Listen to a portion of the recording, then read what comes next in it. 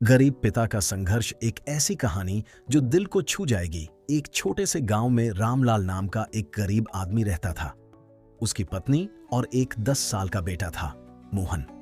रामलाल दिन भर ईंट भट्टे पर मजदूरी करता था। सुबह सूरज निकलने से पहले घर से निकल जाता और रात को थका हारा वापस आता। एक दिन स्कूल से लौटते समय मोहन ने अपने दोस्तों को नए जूते पहने देखा। घर आकर उसने पिता से कहा, पिताजी, मेरे सभी दोस्तों के पास नए जूते हैं, क्या मुझे भी नए जूते दिला दोगे?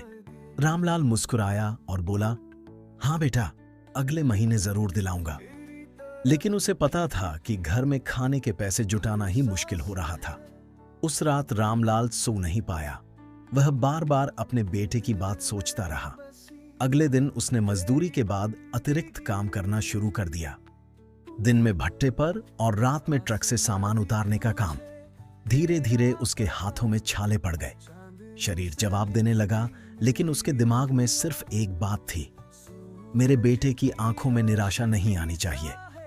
1 महीने बाद उसने कुछ पैसे जमा किए और मोहन के लिए नए जूते खरीद लाया। जब मोहन ने जूते देखे तो खुशी से उछल पड़ा, लेकिन उसी दिन उसकी नजर पिता की फटी हुई चप्पलों पर पड़ी। उसने पूछा, पिताजी, आपने अपने लिए चप्पल क्यों नहीं खरीदी?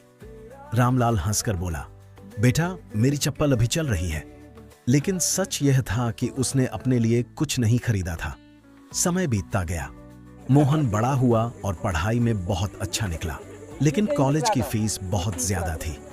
रामलाल के पास पैसे नहीं थे। उस रात पहली बार मोहन ने अपने पिता को रोते हुए देखा। रामलाल आंगन में बैठा था और उसकी आंखों से आंसू बह रहे थे।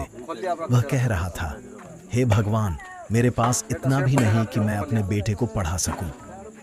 मोहन यह सुनकर अंदर से टूट गया।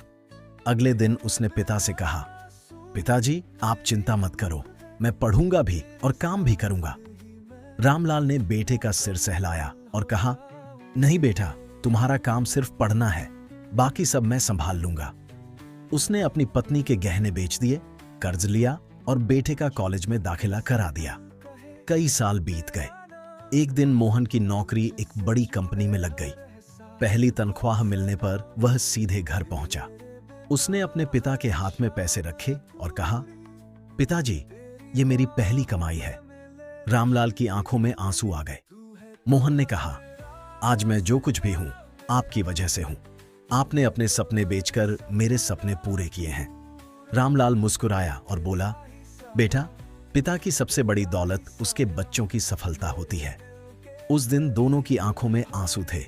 एक तरफ बेटे की सफलता की खुशी थी, दूसरी तरफ एक गरीब पिता के वर्षों के संघर्ष की जीत।